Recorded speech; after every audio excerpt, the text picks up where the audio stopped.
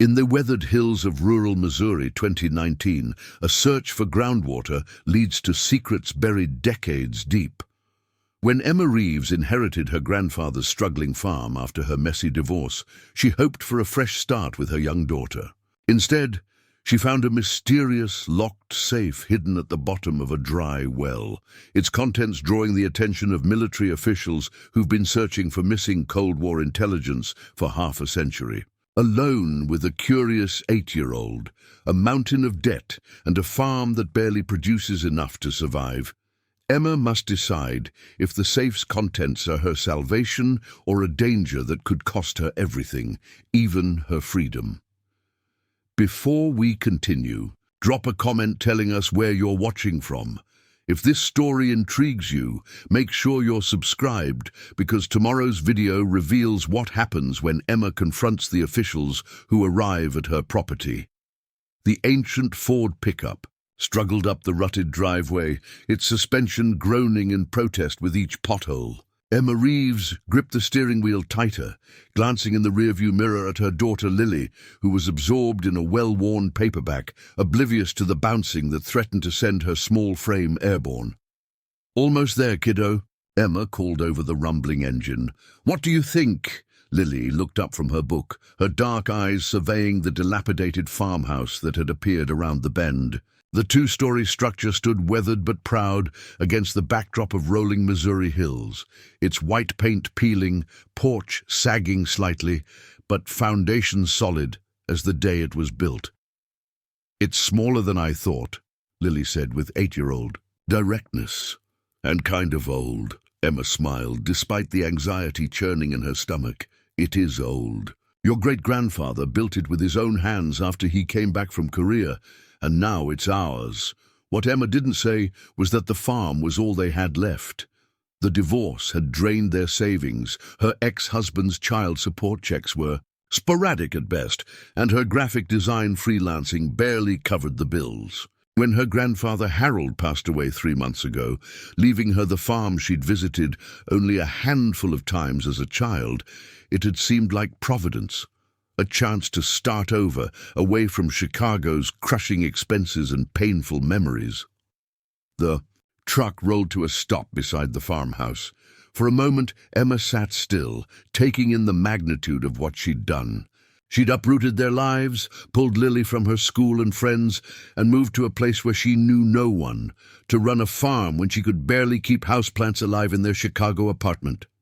"Mom, are we going inside?" Lily's voice pulled Emma from her thoughts. "Right, yes. Let's check out our new home." They climbed out of the truck, stretching after the 6-hour drive. The late April air carried the scent of newly turned earth and growing things, punctuated by distant cattle lowing from a neighboring property. Emma retrieved the key that her grandfather's attorney had sent her, its brass weight substantial. In her palm, the door creaked open, revealing a home frozen in time. Furniture from the 1970s, walls lined with faded photographs, and shelves crowded with books and memorabilia from a life Emma had only glimpsed during summer visits as a child. Everything was neat but dated, preserved by her grandfather's bachelor stubbornness after her grandmother's death 20 years earlier. "It smells weird," Lily observed, wrinkling her nose. "Just closed up for too long," Emma assured her, moving to open windows. "We'll air it out. Tomorrow we can start making it our own." As fresh air began circulating through the house, Emma led Lily upstairs to what had once been her mother's childhood bedroom. The room was simple but spacious, with a twin bed covered in the handmade quilt and a small desk beneath the window that overlooked the eastern fields. "This will be your room," Emma said. "We can paint it any color you want." Lily approached the desk, running her fingers over a framed photograph. "Is that you, Mom?" Emma looked at the picture of a young girl with a gap-toothed smile sitting on a tractor with an older man. "No, that's my mom when she was about your age, with your great-grandfather." "Where is great-grandpa buried?" Lily asked, with the straightforward curiosity of childhood. "In the cemetery in town. We'll visit soon," Emma promised. "For now, why don't you start unpacking while I check out the kitchen?" I'm betting we'll need to make a grocery run before dinner. Downstairs, Emma took stock of the kitchen, its appliances. Outdated, but serviceable. Opening the refrigerator, she found it cleaned out, but still running. Small mercies. The pantry contained some canned goods and staples that looked safe enough. A knock at the screen door startled her. A man in his 60s with weathered skin and overalls stood on the porch, a covered dish in his hands. "Hello there," he called through the screen. "Hope I'm not intruding. Name's Frank Dawson. Farm the property adjacent to the north." Emma opened the door. "Emma Reeves, Harold was my grandfather." "I know who you are," Frank said with a gentle smile. "Harold showed me your pictures every time you sent one. In proud as punch of his granddaughter who went to art school in the big city." He offered the dish. "Martha sent over a chicken casserole. Figured you might not have had time to stock the kitchen yet." The unexpected kindness brought a lump to Emma's throat. "That's very thoughtful. Would you like to come in?" Frank shook his head. "Another time? Just wanted to welcome you proper and let you know if you need anything. We're just up the road. Harold was a good man and a good neighbor for 40 years. We were sorry to hear of his passing." "Thank you. I'm still trying to process it myself." Emma hesitated. "Actually, there is something you might be able to help with. Do you know if the well on the property is still functional? The attorney mentioned something about grandfather switching to county water a few years back because of issues." Frank's expression turned thoughtful. "That old well out back? Harold capped it maybe 5 years ago, said it went dry, but there was something odd about how sudden he was about the whole thing. One day he's drawing water, the next he's got the county hooking him up and pouring concrete over the well cap." He squinted in recollection. "Come to think of it, that was right around when he started acting peculiar." "Peculiar how?" "Just withdrawn-like. Harold was always a private sort, being former military and all, but he got more so those last few years. Stopped coming to the VFW meetings, turned down poker nights. Martha and I figured it was just age and him missing your grandmother." Emma filed this information away, curiosity piqued. "I didn't know much about his military service. He never talked about it when I visited. Lot of men from that generation didn't. Harold served in Korea, then did some kind of intelligence work after. Never discussed details, but he had those government types visit once or twice over the decades." Frank shrugged. "Anyway, water's not an issue now. County line works fine, though it costs more than well water would."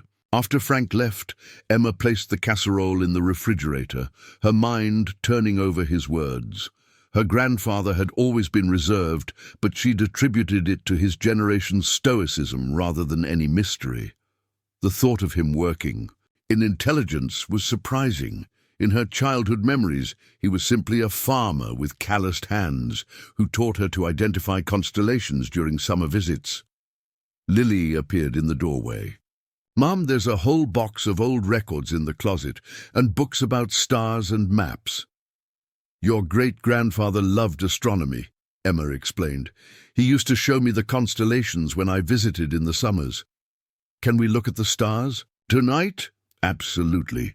One of the benefits of country living, no city lights to block the view." As they unloaded their modest belongings from the truck, Emma found herself repeatedly glancing toward the backyard, where the capped well stood like a concrete tombstone near the edge of the property.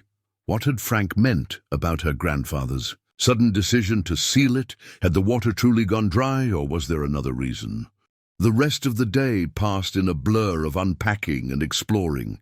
They ate Frank's wife's casserole for dinner, its home-cooked goodness a welcome change from the fast food that had sustained them on the drive. As darkness fell, Emma kept her promise to Lily, taking a blanket outside to the overgrown lawn where they lay back, gazing at a sky brilliant with stars undiminished by city light pollution. "Great-grandpa's book said this is the perfect place for stargazing," Lily said, pointing upward. "No light pollution for miles." "He taught me the constellations right here on this lawn," Emma told her. "See that bright one? That's the North Star, and over there is the Big Dipper. Lily's eyes were wide with wonder. There are so many more stars than in Chicago. Sometimes we don't realize what we're missing until we see the full picture, Emma said, the words carrying more weight than she'd intended. Later, after tucking Lily into bed, Emma sat at her grandfather's desk in what had been his study, now full of boxes containing the life she'd brought from Chicago. She opened the folder containing his will and the farm's paperwork, realities she had put off confronting during the whirlwind of the move. The mortgage was paid off, one blessing. But the property taxes were substantial, and according to the bank statements, her grandfather's savings had dwindled significantly in his final years. Medical bills, she assumed. The farm itself had been producing less and less, the equipment aging, the fertile acres reduced to a small operational garden, while the rest lay fallow. Emma rubbed her temples. She had approximately 3 months of savings left. After that, she needed to either make the farm profitable or find work in the nearest town, 20 miles away. Neither prospect seemed promising. Her eyes fell on a locked drawer in the desk. None of the keys on the ring the attorney had given her seemed to fit. Another mystery for another day, she decided, too exhausted to puzzle over it now. The following morning dawned clear and cool. Emma rose early, her body still on city time despite the country quiet. She made coffee in the ancient percolator, surprised to find she remembered how from childhood visits, and took her cup outside to watch the sunrise. The farm looked different in the morning light, less daunting, more full of potential. 5 acres of cleared land surrounded by woods, a small barn that had seen better days, and fields that had once grown corn and soybeans now overgrown with weeds. It would take work, but perhaps it could be something again. Her gaze returned to the concrete cap covering the old well. Frank's words about her grandfather's sudden change of behavior nagged at her. On impulse, she walked across the dew-laden grass to examine it. The concrete circle, about 4 feet in diameter, seemed ordinary enough. But looking closer, Emma noticed something odd. Unlike the weathered condition of everything else on the property, the concrete appeared relatively new, perhaps 5 years old, as Frank had suggested. And around its edge, where it met the ground, she spotted what looked like metal reinforcement, unusual for a simple well cap. Emma circled it, noting how solidly it had been constructed. This wasn't just a casual sealing of an unused well. It was a deliberate fortification. Why would a dry well need such security? The sound of a vehicle coming up the driveway drew her attention. An old blue truck with Henson Plumbing and Well Service painted on the door pulled up beside the house. A middle-aged man with a tool belt stepped out, followed by a younger version of himself, clearly his son. "Morning," the older man called. "You must be Harold Reeves's granddaughter. I'm Jim Henson. This is my boy, Tyler." Emma approached, extending her hand. "Emma Reeves, I wasn't expecting anyone." "Your grandfather scheduled this service call about 3 weeks before he passed," Jim explained. "Annual check of the water system. We tried to call, but the number was disconnected." "I've been meaning to get the utilities transferred to my name," Emma said, surprised by this new information. "I didn't realize he had regular service appointments." "Every year like clockwork for the past 5, Jim confirmed. Harold was particular about the water system after switching to county. Said he never wanted to worry about water again after the well went bad. Emma glanced back at the concrete cap. "What exactly happened with the well?" "My neighbor mentioned it went dry suddenly." Jim and his son exchanged a look that Emma couldn't quite interpret. "That's the story," Jim said carefully. "Though I never tested it myself.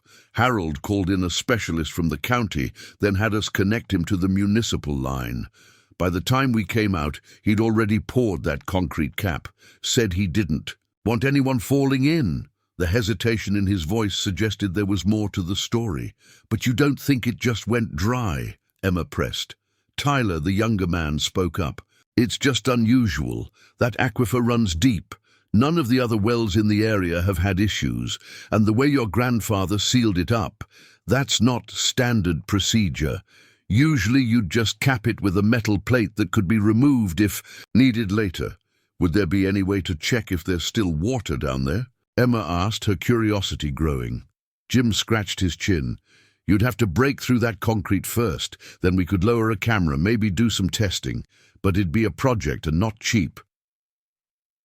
I'll think about it, Emma said, though she wasn't sure why the well suddenly seemed so important. After Jim and Tyler finished inspecting the water system, pronouncing it in good working order but aging, Emma found herself drawn back to the well. She walked around it again, this time noticing slight depressions in the ground near its edge, as if something heavy had been placed there or someone had repeatedly stood in the same spots. A fanciful thought struck her. What if the well wasn't dry at all? What if her grandfather had sealed it for another reason entirely? Frank's comments about Harold's government connections and his sudden change in behavior, combined with the unusual reinforcement of the cap, planted a seed of suspicion she couldn't shake. Emma returned to the house, where Lily was eating cereal at the kitchen table, already engrossed in one of her great-grandfather's astronomy books. "Mum, did you know Great-Grandpa built a telescope?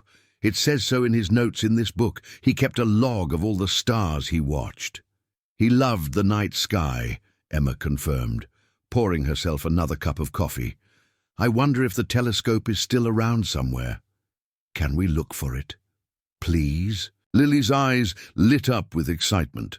Grateful for the distraction from her financial worries and the mystery of the well, Emma agreed. "Let's start with the barn. That's where he kept most of his projects." The old barn was solid but cluttered, filled with farming equipment in various states of disrepair, tools organized on pegboards, and shelves stacked with boxes and jars. Together they began exploring, Lily treating it like a treasure hunt, while Emma hoped to find anything of value that might help their financial situation. In the back corner, covered with a tarp, they discovered what they were looking for, a homemade telescope on a tripod, remarkably well preserved. Beside it stood a metal filing cabinet that seemed out of place among the rustic surroundings. "This must be it," Lily exclaimed, pulling off the tarp completely. "Can we set it up tonight?" "We'll need to clean it first, but yes," Emma agreed, her attention caught by the filing cabinet. Unlike everything else in the barn, it had a modern padlock securing it. Emma examined the padlock on the filing cabinet, turning it over in her hand. It was heavy-duty and relatively new, certainly not decades old like most items in the barn. Another of her grandfather's secure storage choices, like the reinforced well cap. "Mom, look at this," Lily called, having moved on from the telescope to a workbench nearby. She held up a leather-bound notebook. "I found it inside the telescope case. It has lots of drawings and numbers." Emma joined her daughter, taking the notebook. Inside were meticulous star charts, observation notes, and coordinates spanning decades, all in her grandfather's precise handwriting. But interspersed with the astronomical observations were pages that seemed oddly out of place, columns of numbers and letters that followed no astronomical pattern she recognized. "What are these?" she murmured, flipping through the cryptic entries. "Maybe it's a secret code," Lily suggested, peering over her mother's arm. "Like spies use." Emma smiled at her daughter's imagination, though Frank's comments about her grandfather's intelligence work flickered through her mind. Maybe it's just his shorthand for star positions. They continued exploring the barn, finding old farm equipment, boxes of her mother's childhood belongings, and various tools. As the afternoon progressed, Lily's attention began to wane. "Mom, I'm hungry. Can we go back to the house?" "Of course, sweetie." Emma tucked the notebook under her arm, intending to examine it more closely later. As they turned to leave, she noticed a small metal box partially hidden beneath the workbench. She knelt and pulled it out, a toolbox heavier than expected. Inside, beneath a layer of ordinary tools, Emma found a sealed envelope addressed simply "in case." Her grandfather's handwriting. Beneath it lay a set of specialized tools unlike any normal farm implements. What appeared to be concrete cutting, equipment, a small pry bar with an unusual curved end, and several other items whose purpose wasn't immediately clear. "What's that?" Lily asked. "Just some of Great-Grandpa's tools," Emma answered, closing the box quickly. "Let's get lunch." Back at the house, after making sandwiches for Lily, Emma retreated to the study with the notebook and envelope. She hesitated before opening the latter, feeling like an intruder in her grandfather's private affairs. But if there was something, she needed to know about the property, something that might explain the dwindling savings or offer a way forward. She had to look. The letter inside was brief. "Emma, if you're reading this, I'm gone, and you found your way to the farm. I always hoped you'd return someday. There are things you need to know, but I couldn't put them in the will or tell Simmons at the bank. The well isn't dry. What's inside must remain protected until the right people can retrieve it. You'll know when that time comes. The coordinates in my stargazing logs aren't all celestial. Trust no one who asks about it except the man who knows. Pearl's birthday. I'm sorry for the burden." Grandpa Emma read the letter twice, confusion and unease growing. The well wasn't dry. What could possibly be inside a water well that needed protection? And who was Pearl? She turned to the notebook, examining the cryptic entries with new eyes. If they weren't all astronomical coordinates as she'd assumed, what were they? The columns of numbers and letters suddenly seemed more ominous than curious. A knock at the front door interrupted her thoughts. Through the window, she saw a county sheriff's vehicle parked in the driveway. Her heart rate quickened instinctively, a city dweller's wariness of unexpected police visits. The officer at the door was in his 40s, with a regulation haircut and a friendly but professional demeanor. "Ms. Reeves, I'm Deputy Collins, Oakridge, County Sheriff's Department.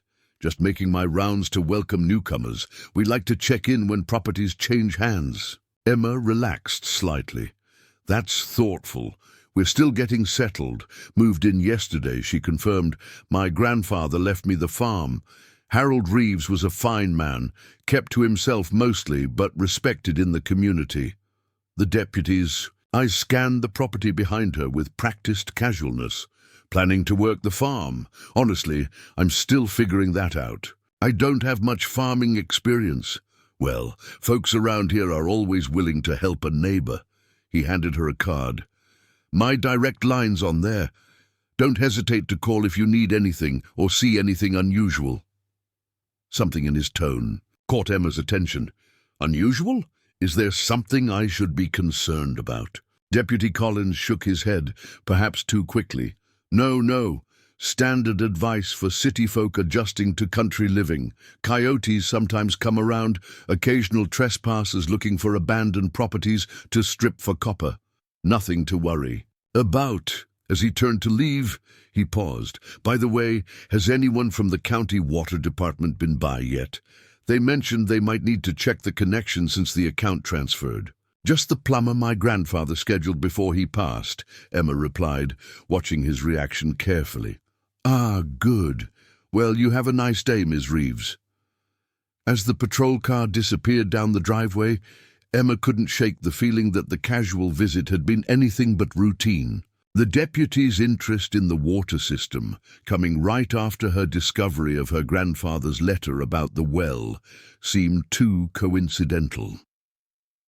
Back in the study, Emma spread out her grandfather's star charts and the cryptic notations, trying to make sense of them. If they weren't astronomical coordinates, what were they? And what did he mean about Pearl's birthday? She was deep in concentration when Lily burst in, excited. "Mom, I found a key in one of the astronomy books. It was taped inside the cover." The key was small and old-fashioned, nothing like the modern keys to the house or outbuildings. Emma turned it over in her palm, a suspicion forming. "Show me which book you found it in."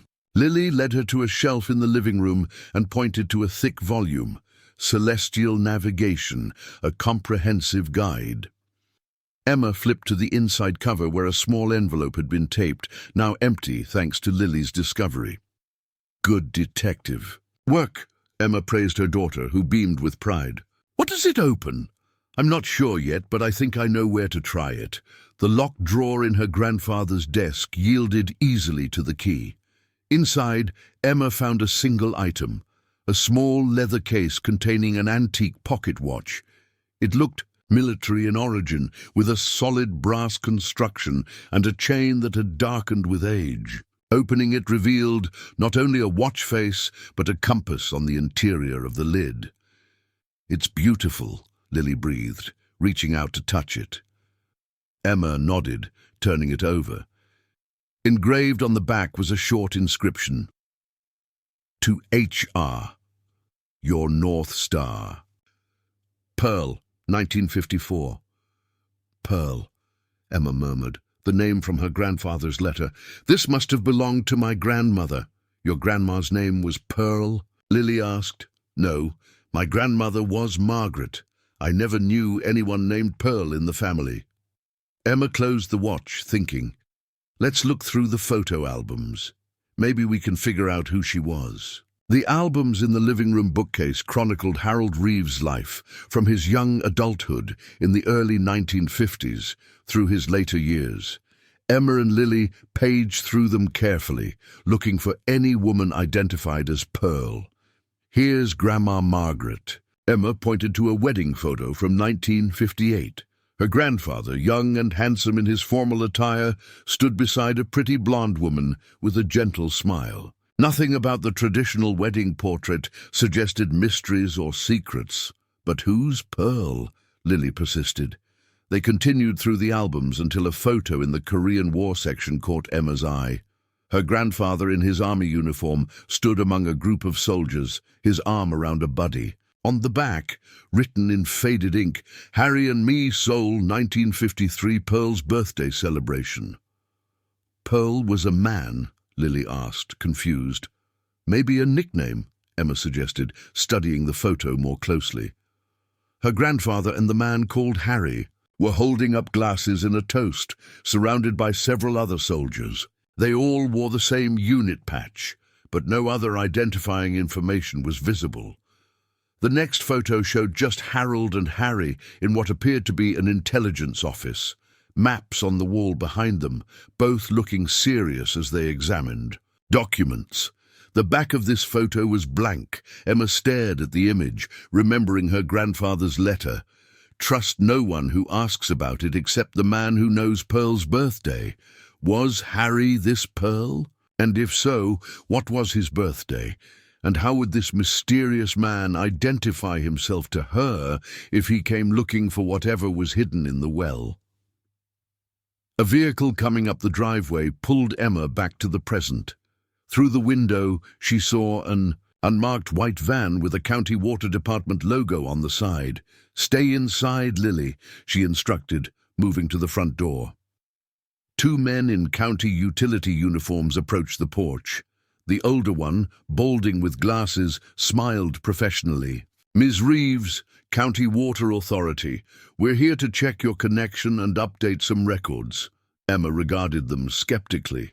That's odd. I just had the plumber check everything this morning, and Deputy Collins mentioned you might come by, but I haven't even put the utilities in my name yet. The men exchanged a quick glance that raised Emma's suspicions further. It's a routine inspection, the second man explained smoothly. May we come in to check the interior fixtures? I don't think that's necessary, Emma replied. Everything's working fine. Ma'am, we really need to verify. If it's so important, you can come back with proper identification and a work order, Emma interrupted, her city instincts kicking. Until then, I'm not comfortable having strangers in my home. The older man's demeanor shifted subtly. We understand. We'll reschedule. His eyes drifted past her to the backyard, where the well cap was visible. Have a good day, Ms. Reeves. As they drove away, Emma locked the door, unease crawling up her spine. First the deputy asking about the water system. Now these men showing unusual interest in the property. Her grandfather's warning echoed in her mind. Trust no one who asks about it except the man who knows Pearl's birthday. She returned to the study and spread out everything they'd found: the letter, the notebook with coordinates, the pocket watch, and the photos. Whatever secret her grandfather had been keeping, it centered on the sealed well and involved his military past. And now people were showing interest in it. The rest of the day passed without incident, though Emma found herself checking the driveway frequently for returning vehicles. She and Lily cleaned the telescope and set it up in the backyard, ready for stargazing after dinner. As twilight deepened into night, they bundled up against the spring chill and lay on a blanket, the telescope positioned nearby. The stars emerged. In brilliant profusion, the Milky Way, a cloudy ribbon across the darkening sky. "It's even prettier than last night," Lily marveled as Emma pointed out constellations. "Your great-grandfather chose this spot partly because it's perfect for stargazing," Emma told her. "No light pollution, clear horizon views."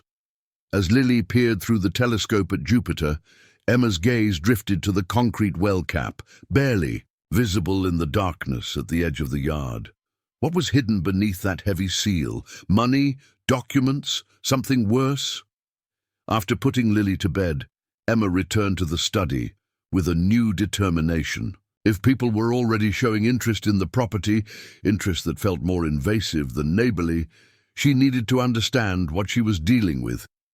She arranged the star charts chronologically, noting that the cryptic entries began appearing in the late 1960s and continued sporadically until just a few years ago. Looking more carefully at the numbers, Emma realized they followed a pattern consistent with latitude and longitude coordinates. Taking her laptop, she began entering the coordinates into a mapping program. The first set pointed to a location. In Washington, D.C., specifically a point near the Pentagon.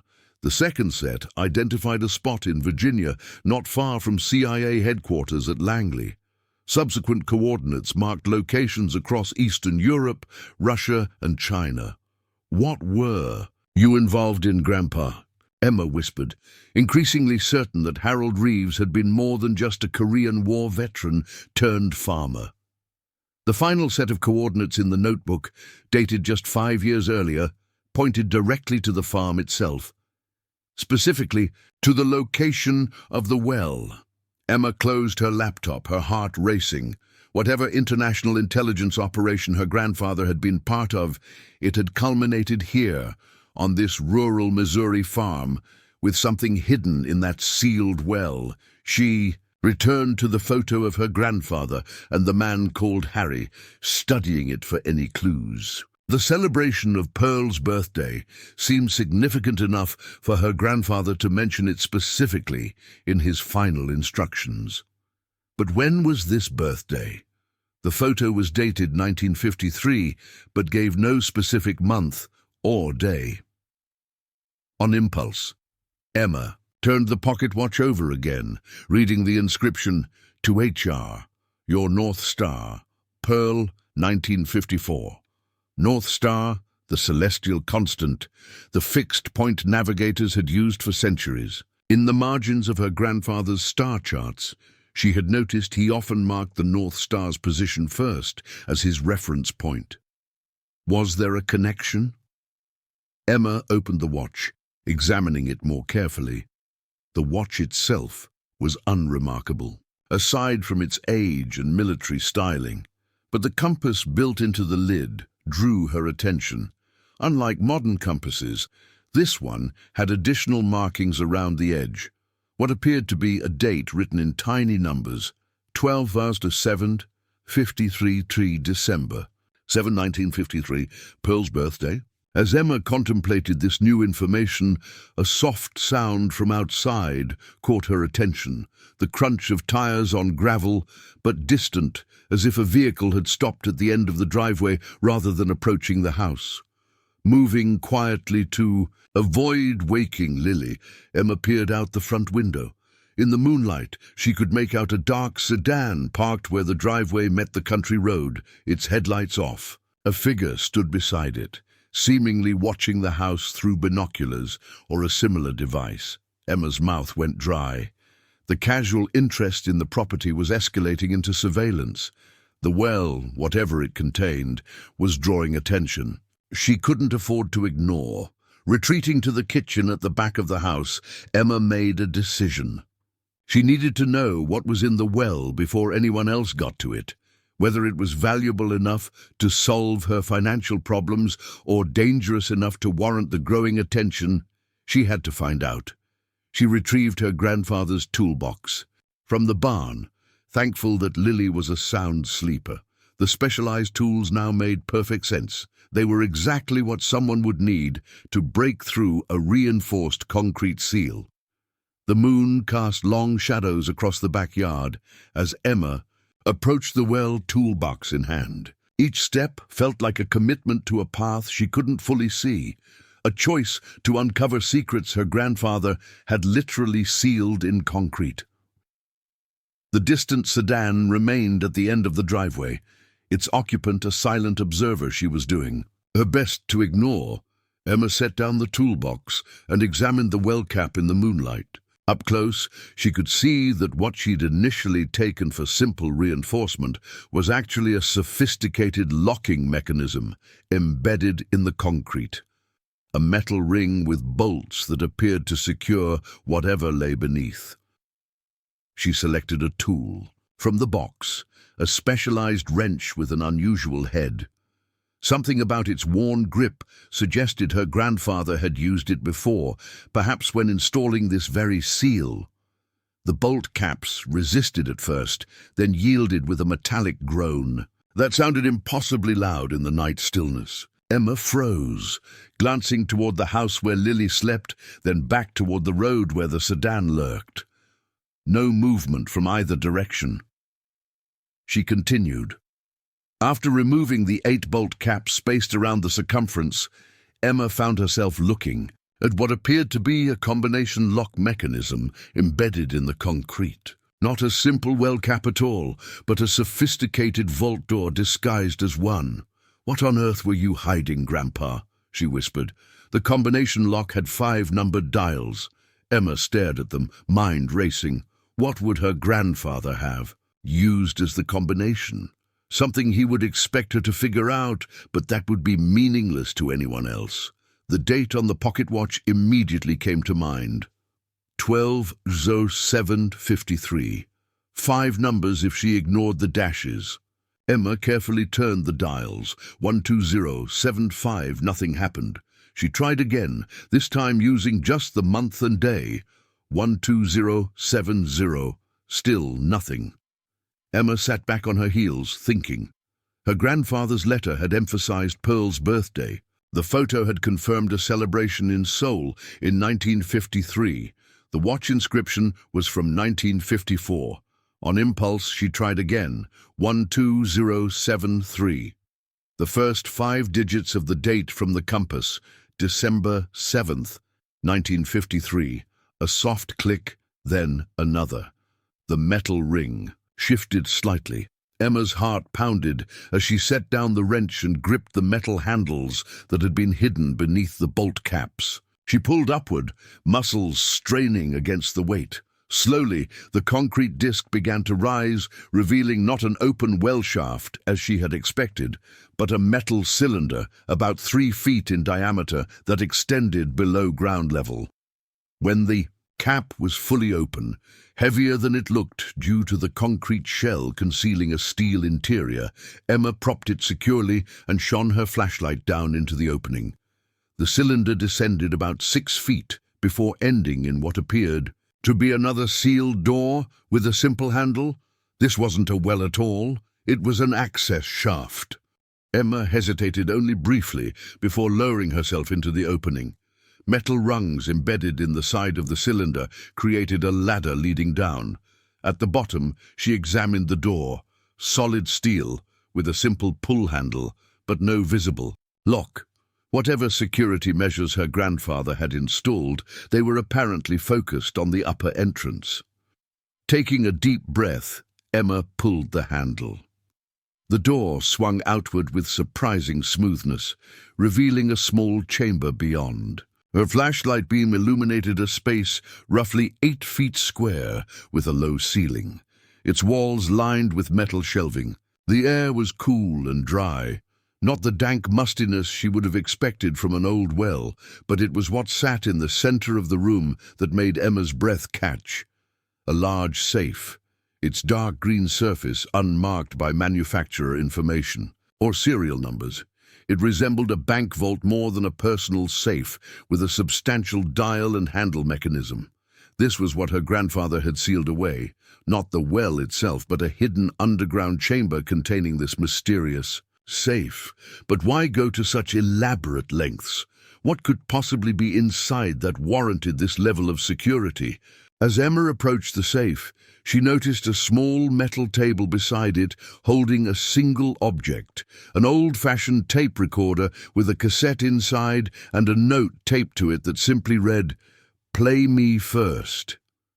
Her grandfather's handwriting, Emma, pressed the play button, and Harold Reeves's voice filled the small chamber, older and more tired than she remembered, but unmistakably his.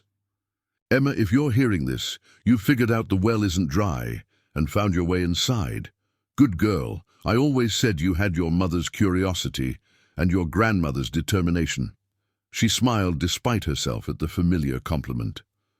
"I need to explain some things that I couldn't put in writing. After Korea, I was recruited into a joint intelligence program, military intelligence transitioning to what would later become part of the CIA. My partner, Harry Pearson, we called him Peril, and I worked as handlers for assets in Eastern Europe and Russia throughout the Cold War. What's in this safe are documents and microfilm that could prove embarrassing or worse for certain powerful people if they ever came to light." Emma's eyes widened as she stared at the safe with new understanding.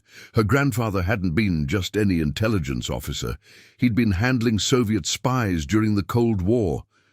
"We were ordered to destroy these files in 1989 when the Berlin Wall fell.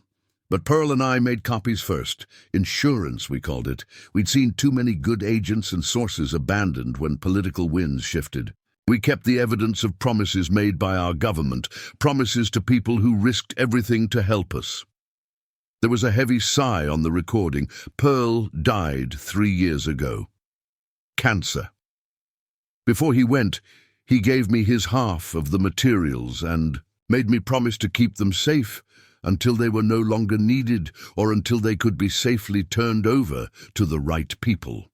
People we could trust to do right by our old sources, many of whom are still alive in Russia and former Soviet countries. Knock off, then. When they found out Pearl had died, certain agencies became concerned about what had happened to his records. They started watching me. That's when I sealed everything down here and switched to county water to explain why I suddenly wasn't using the well." Emma glanced up at the entrance, thinking of the sedan at the end of the driveway. They were still watching. 5 years after her grandfather had hidden everything. The combination to the safe is Pearl's actual birthday, not the date we celebrated in Korea and not what's on the watch. The real date is the day we were both captured near Pyongyang. We nearly died that day, so we considered it our rebirth. January 8th, 1953. Druru 10853. Use it if you have no other choice. Emma repeated the numbers to herself, committing them to memory. But Emma, listen carefully. The best thing you can do is nothing. Don't open the safe. Wait for contact from someone who can verify they knew Pearl's birthday. This person will identify themselves as a friend of Harry Pearson and will know that January 8th, 1953, was when we were captured behind enemy lines. Only 2 people outside of Pearl and me knew that story, our direct superior who arranged our extraction and the agent who risked his life to help us escape. One of them should contact you eventually."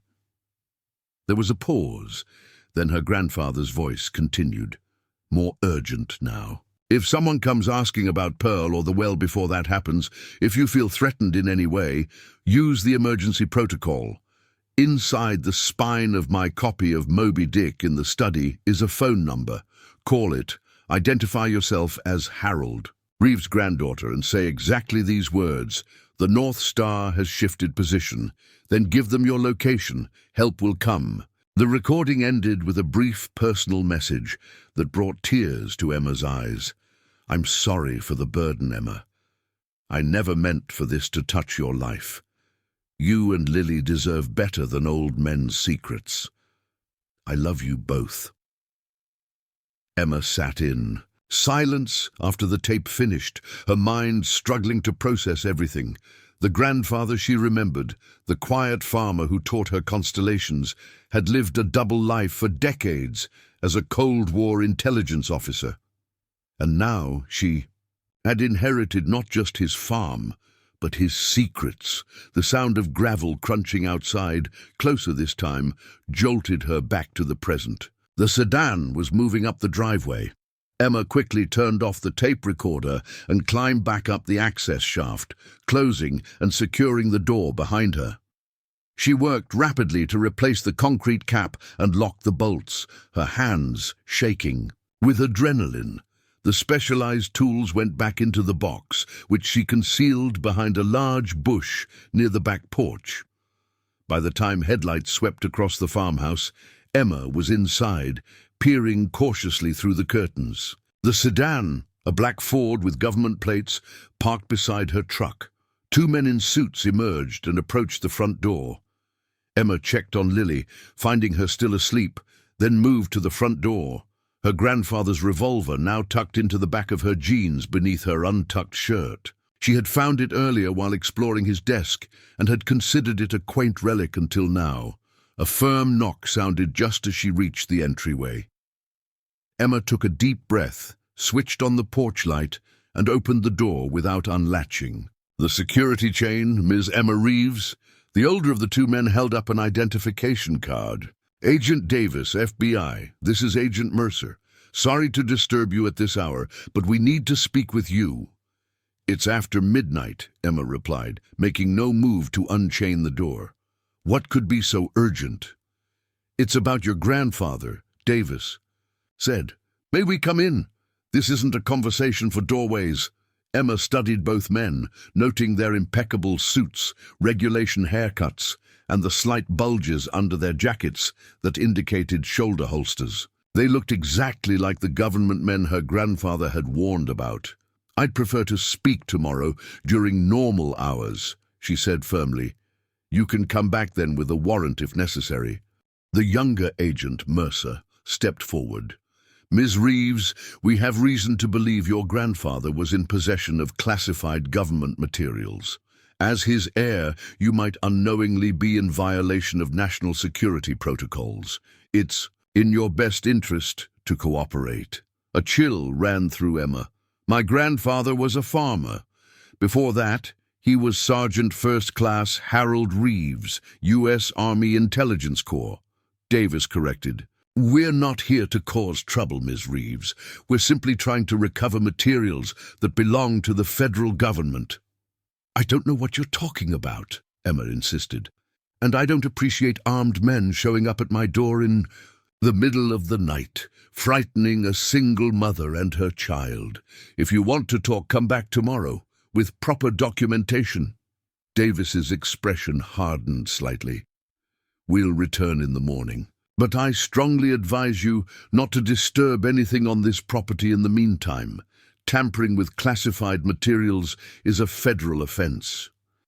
After they left, Emma sank onto the sofa, her legs suddenly weak.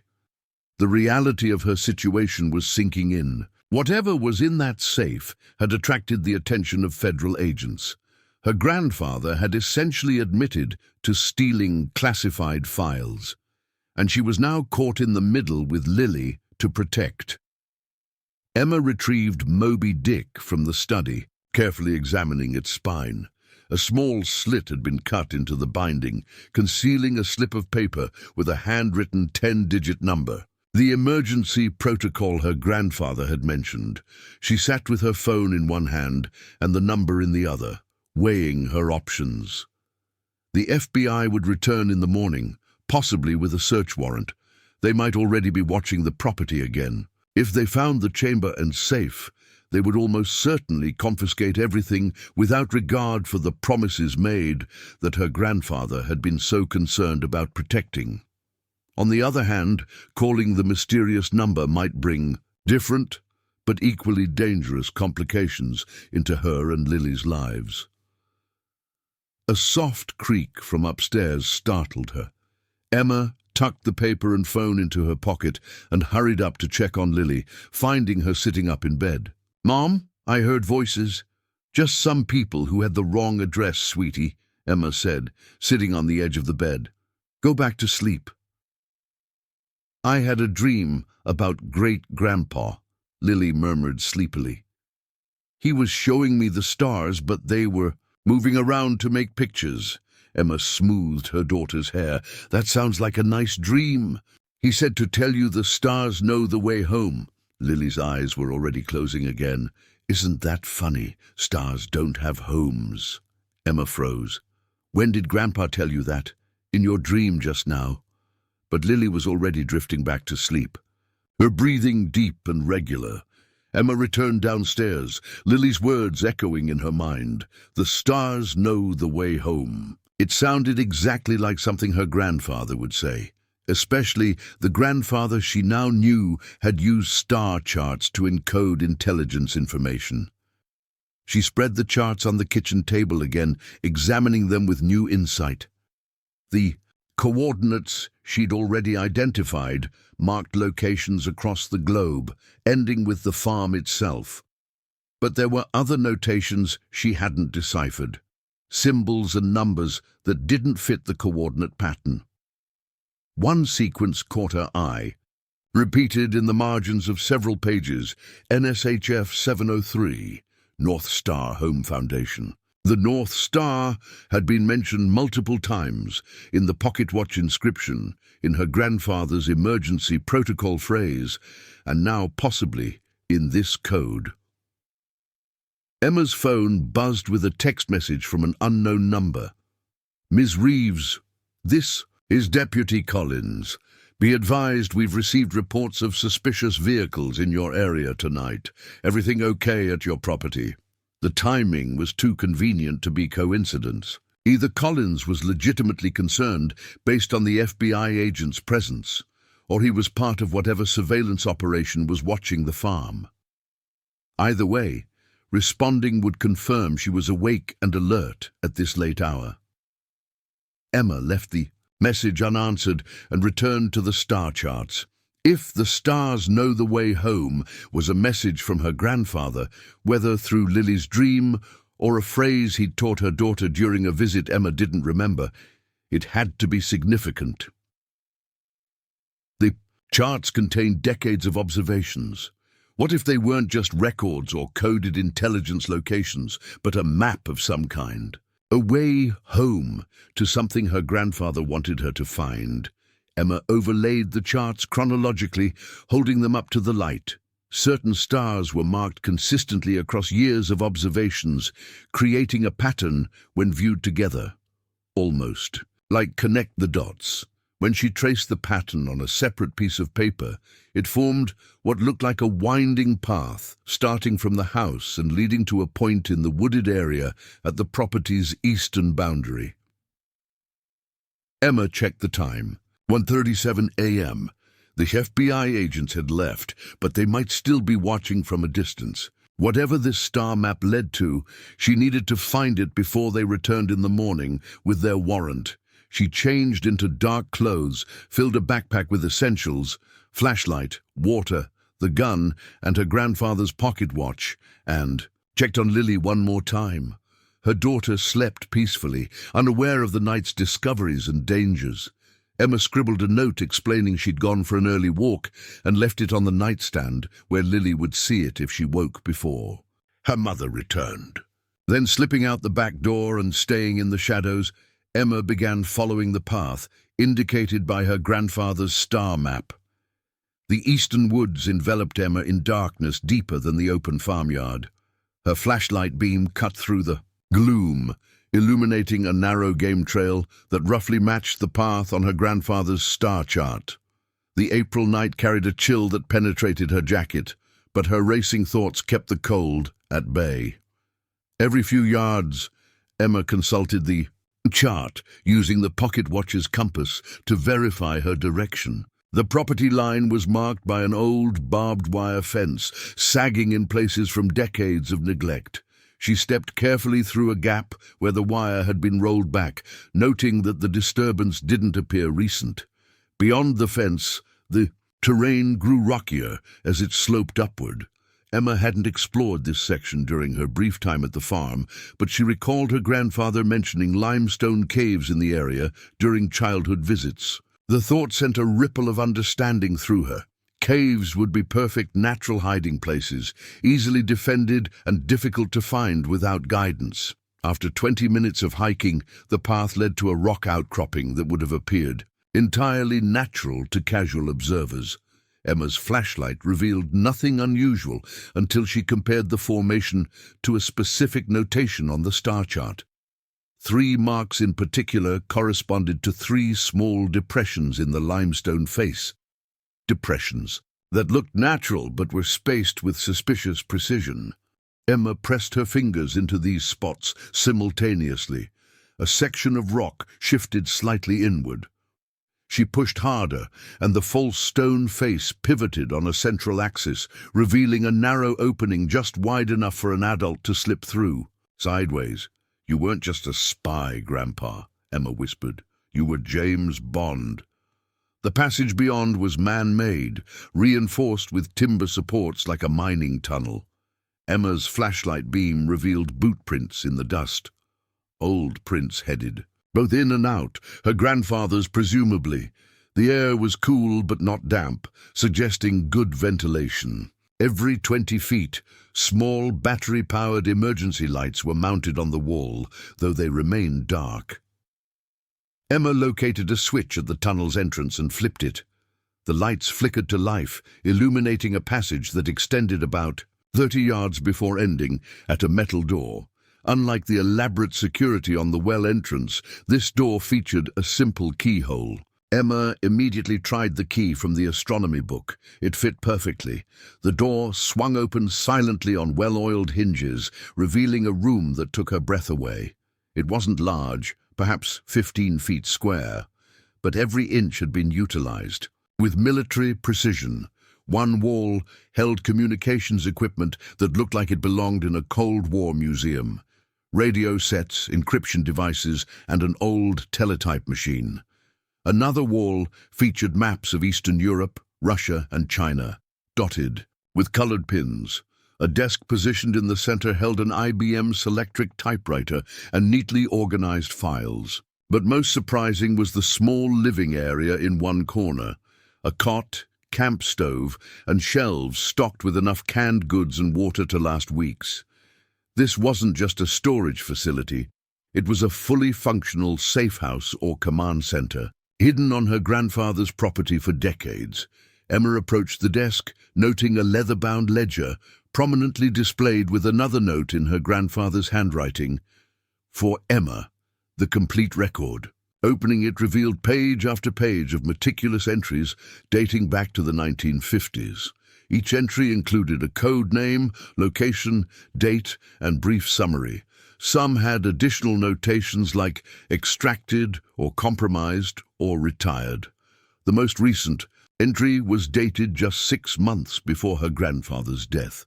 This was the record of her grandfather's entire intelligence career, every agent he'd handled, every operation he'd overseen, spanning more than 50 years. The implications were staggering. If genuine, this ledger alone would be considered highly classified, potentially revealing the identities of American assets who might still be alive in former Soviet territories. A separate folder labeled NSHF contained what appeared to be financial records. Emma flipped through them, piecing together an incredible story. The North Star Humanitarian Foundation had been established in 1990, using funds from a Swiss bank account. The foundation operated legitimate humanitarian programs in Eastern Europe and Russia, but also apparently served as a conduit for payments to former intelligence assets who had been promised compensation or protection by the US government, promises that official channels had abandoned after the Soviet Union's collapse. Her grandfather and his partner Peril had created an unauthorized support network for their former spies, funded through means Emma could only guess at. They had maintained it for decades, long after both men had officially retired from intelligence work. A small safe in the corner, similar to the one beneath the well but much smaller, stood with its door ajar. Inside, Emma found stacks of cash in various currencies, multiple passports with her grandfather's photo but different names, and a satellite phone that looked more modern than the other equipment. As the full scope of her grandfather's secret life came into focus, Emma felt a complex mix of emotions. Pride in his commitment to protecting those who had risked everything to help him, concern about the legal implications for her own situation, and a growing sense that she was now responsible for deciding the fate of this operation and the people it still protected. A muffled buzz from her pocket startled her. Her phone showed a text from the same unknown number that had contacted her earlier. "Ms. Reeves, patrol car passing your property reports lights on in East Woods. Please confirm your status." This time the message felt less like concern and more like surveillance. Emma didn't respond, but the text made her acutely aware of how exposed she might be. If they had spotted lights from the tunnel, they might already be investigating. She quickly photographed key pages from the ledger and financial records, knowing she couldn't possibly review everything in one visit. Then she gathered the most critical-looking documents into her backpack, along with one of the passports and some of the cash. Whatever happened next, she would need resources. As she prepared to leave, Emma noticed something she had overlooked: a small tablet computer, far more modern than anything else in the room, charging on the desk. When she woke it, the screen prompted for a password. On impulse, she tried the combination from the well, 10853. The tablet unlocked, revealing a home screen with just two apps, one labeled Communications and another labeled Contingency. Emma tapped the Communications app first. It opened to a messaging interface with a single conversation thread. The last exchange had occurred 3 months earlier, after her grandfather's death. Operator: regular check-in missed. Status update required. Operator: HR confirm status. Second missed check-in. Operator: final notice before Protocol 7 activation. Respond within 48 hours. Unknown. HR deceased. Natural causes. Property transferring to granddaughter ER, awaiting her arrival. Will assess security and continuity. Operator: acknowledged. Maintain surveillance until ER arrival. Assess and report suitability for continuation. Extraction protocol on standby for materials. Emma stared at the screen, pulse quickening. Someone had responded to these messages after her grandfather died. Someone who knew she was inheriting the property. And the reference to surveillance confirmed her suspicions about being watched since her arrival. She tapped the Contingency app, which opened to a single document titled Final Instructions. It contained a letter from her grandfather, clearly written with the expectation that she would eventually find this place. Emma, if you're reading this, you followed the stars home and discovered the truth about my work. I'm sorry for the burden this places on you. The North Star Humanitarian Foundation supports 17 individuals who risked everything to help America during the Cold War, people who were promised protection and compensation that was later denied them when policies changed. Pearl and I couldn't abandon them. The decision you face is difficult. The FBI, CIA, and other agencies would prefer this operation never come to light. It represents a commitment made by American officers that was later broken by political appointees. They'll claim national security concerns, classification violations, even espionage charges to secure these records. You have three options. Surrender everything, contact the authorities, and turn over all materials. This is the legally safest option for you and Lily, but it will likely result in the abandonment of people who trusted us. 2. Maintain the operation. The Foundation has sufficient funds to continue for approximately 10 more years. The tablet contains secure communications protocols and all necessary financial access. This carries significant personal risk but honors our commitments. 3. Execute the Phoenix Protocol. If you believe the operation is compromised beyond salvation, open the contingency app again and enter code 7777. This will transfer all remaining funds to our assets, alert them to destroy any evidence connecting them to American intelligence, and wipe all electronic records. Use this only as a last resort. Whatever you choose, know that I am proud of the woman you've become. Your grandmother would be too. The farm is yours free and clear. My attorney has documentation showing the mortgage was paid off years ago. The financial troubles in my bank records were a fiction created to explain regular withdrawals for the Foundation. One final note. If you need immediate help, use the satellite phone to call the only number in its contact list. The man who answers was my superior officer before he retired. He knows everything and can mobilize resources if you're in danger. Tell him Orion's belt is visible tonight, and he'll understand the situation requires his personal attention. With love and regret, Grandpa Emma set down the tablet, mind reeling. The farm wasn't in financial trouble after all.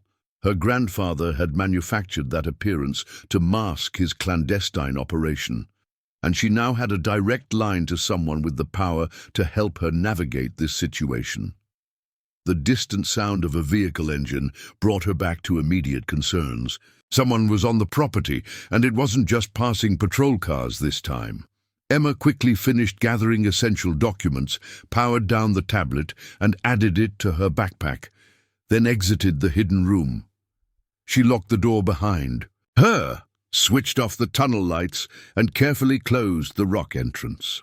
The eastern sky was showing the first hint of pre-dawn glow as Emma emerged from the woods. From her elevated position, she could see two vehicles parked beside the house, the black sedan from earlier and a county sheriff's SUV. Flashlight beams swept across the yard and around the outbuildings. They were searching the property. Emma crept along the tree line, staying in shadow, circling wide to approach the house from the rear. She needed to reach Lily before they did. The well was her immediate concern. If they found the hidden chamber with the safe, the situation would escalate rapidly. As she reached the edge of the woods behind the house, Emma saw Deputy Collins speaking with the FBI agents near her truck. Their postures suggested disagreement. Collins gesturing toward the house while Agent Davis shook his head emphatically. Territorial dispute between local and federal authorities, perhaps. It might give her a small advantage. Emma watched for several minutes, plotting her approach. The men eventually split up, Collins heading toward the barn while the FBI agents moved toward the well. Her heart sank as she saw Agent Mercer point directly at the concrete cap. They already knew what to look for. Using the pre-dawn shadows for cover, Emma skirted the edge of the property until she reached the back porch. The kitchen door was unlocked as she'd left it. She slipped inside, relieved to find the house still quiet. Upstairs, Lily continued to sleep peacefully, unaware of the drama unfolding outside. Emma quickly changed from her muddy clothes into clean ones, tucking the most critical documents and the satellite phone into a hidden compartment in her suitcase. The rest went into a hollow space beneath a floorboard in the closet. Not a sophisticated hiding place, but better than leaving everything in her backpack if the house was searched. Through the bedroom window, she could see Agent Davis examining the well cap while Mercer stood guard. They hadn't broken the seal yet, but it was only a matter of time before they discovered the access shaft and chamber below. Emma had to make a decision. Her grandfather's letter had outlined 3 options, but none accounted for the immediate crisis unfolding on her property. Armed federal agents were searching without a warrant. Her daughter was asleep upstairs, and evidence of classified intelligence operations was hidden throughout the property. The satellite phone felt heavy in her pocket. One call could potentially change everything, but it would also commit her to a path with unknowable consequences. Once she involved her grandfather's former superior, there would be no turning back. A sharp knock on the front door made the decision for her. Emma quickly dialed the only number stored in the satellite phone's contacts. It rang twice before a gruff voice answered. Identification. Just that one word, crisp and authoritative. "This is Emma Reeves, Harold Reeves's granddaughter," she said, keeping her voice low. "Orion's belt is visible tonight." A pause then. Location and situation. Reeves Farm, Oak Ridge County, Missouri. FBI agents and local sheriff on property conducting unauthorized search. They're about to breach the well chamber. I've accessed the eastern facility and secured the core documentation. Number of hostiles and armament? 2 FBI agents, 1 local deputy. Standard sidearms visible. No visible backup, but the property is isolated. Time frame. Emma glanced out the window again. Davis was kneeling beside the well cap, examining the bolt mechanism. Minutes at most before they access the primary secure storage. Understood. Protective measure for Nightingale? It took Emma a moment to realize he was asking about Lily. Her grandfather must have used that code name for her daughter in his communications. Asleep upstairs, currently unaware. Keep it that way. Maintain normal routine. Expect assistance within 3 hours. If confronted, you know nothing about classified materials. You're a single mother who inherited a farm and are being harassed without cause. Request lawyer immediately if detained. And if they find the safe, they won't open it. Not without specialized equipment. Stall as long as possible. The knocking at the front door grew more insistent. Emma could hear Deputy Collins calling her name. "They're demanding entry," she told the satellite phone. "Answer normally. Express outrage at unauthorized search. Film everything if possible. Cavalry is coming, Ms. Reeves. Harold was family to us. So are you now." The line went dead. Emma tucked the phone into her jeans pocket and moved downstairs, her heart pounding, but her mind surprisingly clear. Whatever happened in the next few hours, she was no longer facing it alone. At the front door, Emma found Deputy Collins looking apologetic, while the FBI agent stood behind him with barely concealed impatience. "Ms. Reeves," Collins began, "sorry to disturb you so early, but we need to speak with you urgently." "Do you have a warrant, Deputy?" Emma asked, making no move to open the door beyond the security chain. "We have reasonable cause," Agent Davis started, but Emma cut him off. "That's not what I asked. Do you have a warrant to search my property? Because from my window, I can see you've already been examining my well without permission." Collins at least had the grace to look uncomfortable. "Ms. Reeves, these federal agents have jurisdiction that supersedes—" "No, they don't," Emma interrupted. "Not without proper documentation. I've already contacted a lawyer." A bluff, but they couldn't know that. "Unless you produce a warrant right now, I'm going to have to ask you all to leave my property." Davis stepped forward, his expression hardening. "Ms. Reeves, we have reason to believe your grandfather was in possession of stolen classified documents. Continuing to impede our investigation could result in charges of obstruction and conspiracy." "Threats won't work, Agent Davis. I'm a single mother who inherited a farm.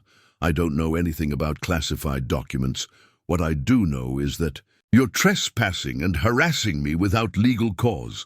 Emma held up her phone. "And I'm recording this entire conversation." It was another bluff, but an effective one. Davis hesitated, exchanging glances with his partner. "We'll return with a warrant within the hour." "You do that," Emma replied, "and in the meantime get off my property, all of you." After a tense moment, the men retreated to their vehicles. Emma watched through the window as they drove down the driveway and parked just beyond her property line on the county road, still maintaining surveillance but no longer actively searching. The confrontation had bought her time, but not much. If the man on the satellite phone was sending help, it needed to arrive before the FBI returned with their warrant. And Emma had no doubt they would return. The well cap had already shown signs of tampering, which would only heighten their suspicions. Upstairs, Lily was finally stirring. Emma composed herself before greeting her daughter, determined to maintain normalcy despite the crisis unfolding around them. "Morning, sleepyhead," she said, entering Lily's room with forced cheerfulness. "How about pancakes for breakfast?" "Did your friends come back?" Lily asked, rubbing sleep from her eyes. "I heard voices. Just some men asking directions." Emma lied, hating the necessity, but seeing no alternative. "Come on, let's get you dressed and fed." As they went through a semblance of normal morning routine, Emma kept checking the driveway, watching for either the FBI's return with a warrant or the promised help from her grandfather's mysterious colleague. The satellite phone remained silent. In her pocket, a weighty reminder of the path she had chosen, pancake batter sizzled on the griddle as Emma maintained the illusion of normalcy for Lily's sake. Through the kitchen window, she kept the FBI sedan in her peripheral vision, while flipping blueberry pancakes with practiced ease. "Can we explore the barn again today?" Lily asked, setting out plates and forks. "I want to see if there are more of Great-Grandpa's treasures." "Maybe later, sweetie. I need to make some phone calls first about fixing up the house." Emma slid a stack of pancakes onto Lily's plate, buying herself time to devise a better excuse. As Lily ate, Emma's mind raced through scenarios. The agents, parked at the end of her driveway, were undoubtedly waiting for a warrant. Their discovery of the well's unusual cap had accelerated whatever timeline they'd been working with. But the mysterious man on the satellite phone had promised help within 3 hours. That window was rapidly shrinking. "Mom, someone's coming," Lily said, pointing through the window. Emma turned to see a mud-splattered pickup truck approaching. From the opposite direction, the FBI was watching. It was Frank Dawson, her neighbor. He parked near the house and emerged with a cardboard box. "Stay inside," Emma instructed Lily, stepping onto the porch to meet him. "Morning, Ms. Reeves," Frank called, his weathered face creased with concern. "Noticed some government types skulking around your property line. Thought I'd check if everything's all right." "Just a misunderstanding," Emma explained, keeping her voice casual in case the FBI had parabolic microphones trained on the house. "They're confused about some of my grandfather's old paperwork." Frank nodded sagely, his eyes conveying more understanding than his words. "Harold always did keep meticulous records. Martha sent over some starter plants for your garden, tomatoes and peppers." He handed her the box, leaning closer to murmur, "There's a note inside. Read it private-like." Emma's pulse quickened. "That's very thoughtful. Would you like to come in for coffee?" "Better not," Frank replied, glancing toward the road. "Got chores waiting.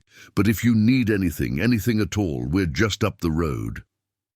After he departed, Emma carried the box inside, finding seedling plants carefully, arranged in soil-filled pots. Beneath them was an envelope.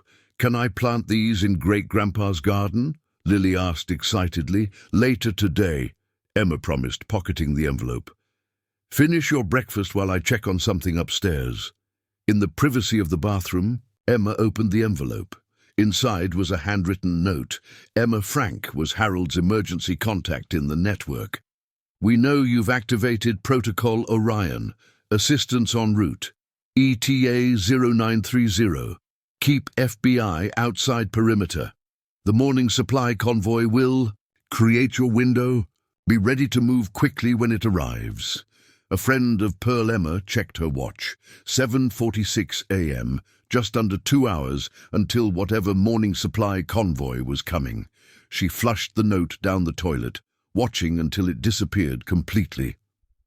Downstairs, Lily had finished breakfast and was examining the seedlings. "Mum, there's something weird under this plant." Emma's heart jumped as she hurried over. Lily had already removed one of the smaller pots, revealing a thumb-sized object nestled in the soil of the larger container beneath. It looked like a hearing aid or small Bluetooth device.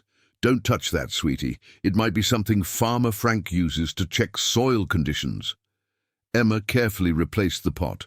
"Why don't you go pick out some books from Great-Grandpa's shelves for us to read later?" Once Lily was occupied in the living room, Emma examined the device. It was indeed an earpiece, sophisticated and military-grade by the look of it. She cleaned it carefully and tucked it into her ear where it fit snugly. Almost immediately a voice spoke. "Receiver activated. Nightingale secure? Confirm." "Yes," Emma whispered, turning away from the living room doorway. "Lily is fine." "Who is?" "This call sign Echo, part of Harold's contingency team. We have your location. FBI still at perimeter?" "Yes, waiting for a warrant. They've discovered the well entrance." "Expected. Not a concern. Primary objective is securing you, Nightingale, and critical documentation. Have you removed essential items from both locations?" "Yes, core documents and the tablet are secure." "Good, the safe can wait. At 0930, a military convoy will pass on the county road, 3 vehicles. When they reach your property line, 2 will continue while 1 turns. This creates your extraction window. Be packed and ready, essential items only." "The FBI will stop any vehicle coming onto the property," Emma warned. "They'll be temporarily occupied. When the signal comes, move quickly to the extraction vehicle. Bring only what you can carry in 1 trip." "What's the signal?" "You'll know. Maintain normal routine until then. Out." The line went silent. Emma removed the earpiece and concealed it in her pocket, mind racing. A military convoy, a distraction, an extraction. This was far beyond anything she had imagined when opening her grandfather's letter days ago. For the next hour, Emma maintained a facade of normalcy, reading with Lily and unpacking kitchen supplies.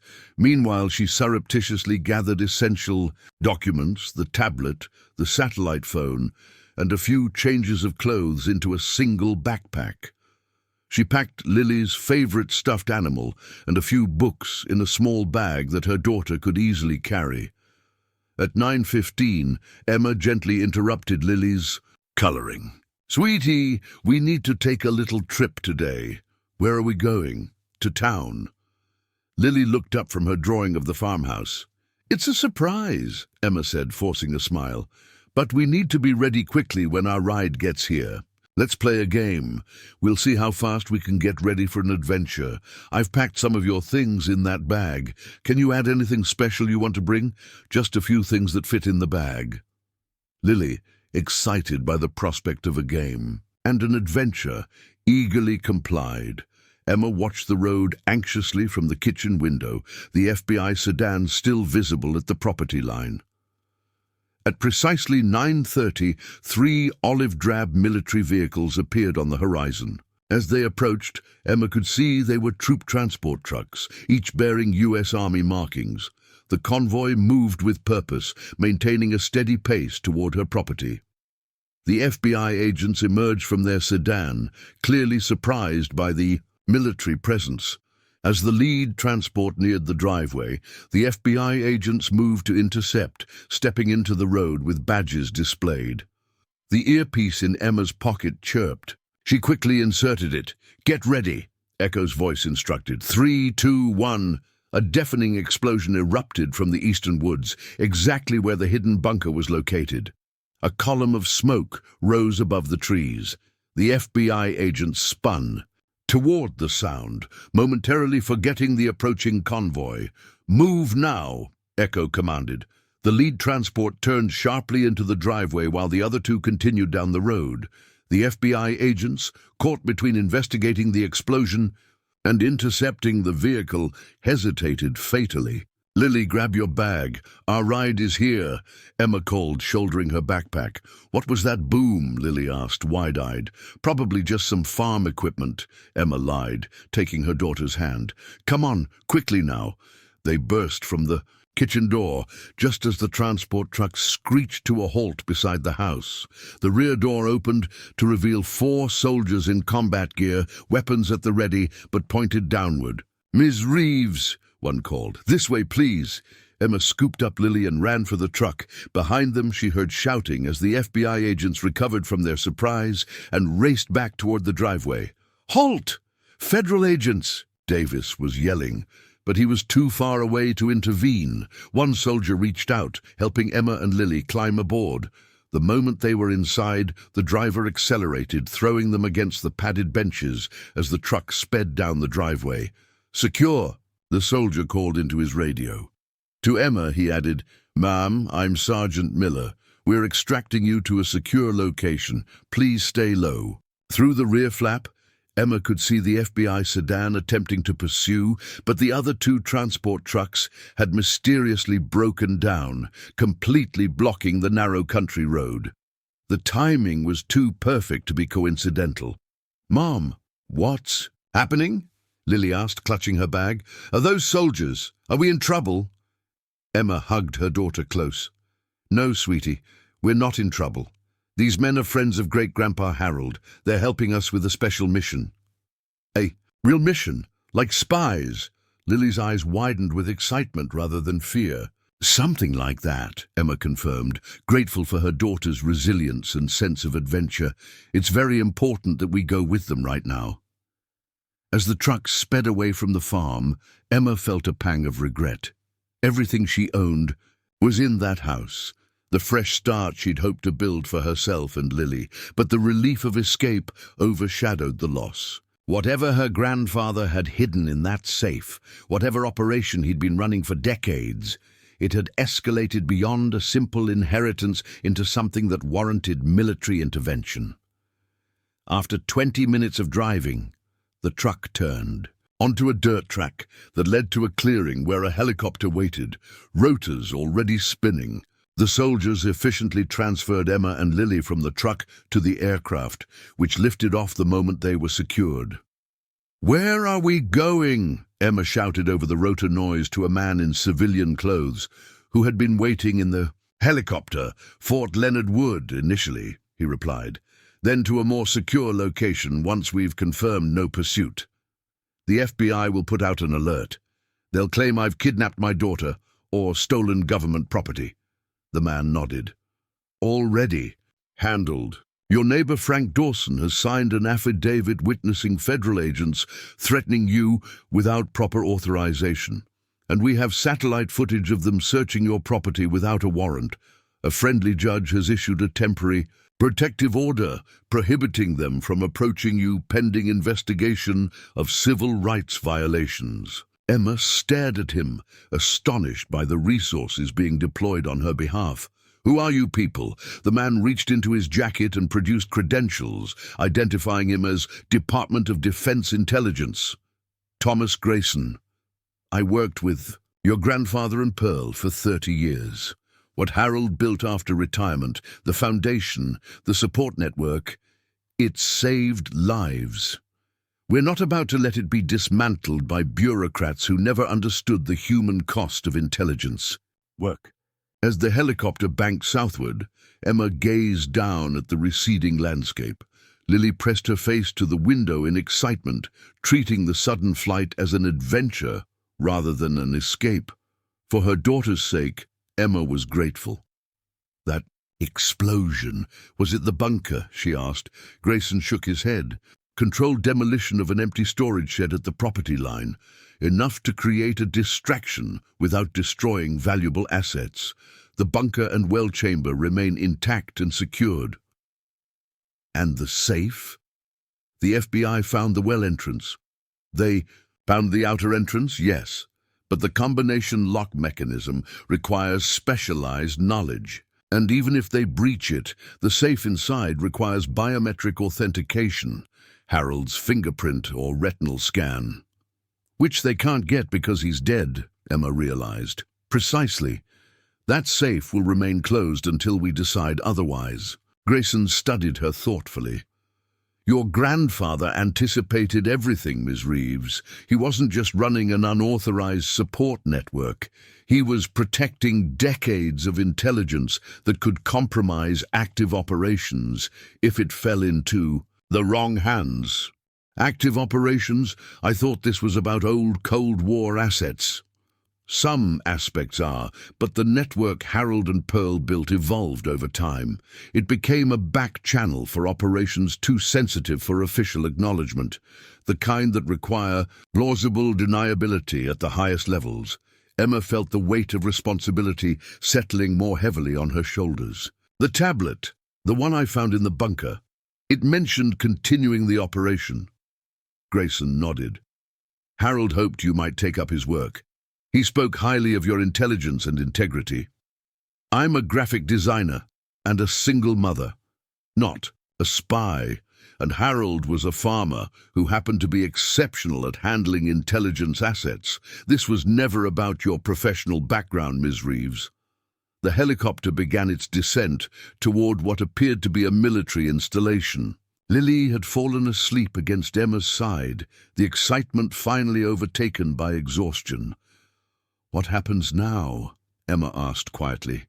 Now we get you and Nightingale settled somewhere safe while we assess the situation. The FBI's interest suggests someone in the intelligence community is concerned about what Harold might have documented. We need to understand what we're dealing with before making long-term plans. And the farm. Everything I owned was there. It remains yours legally.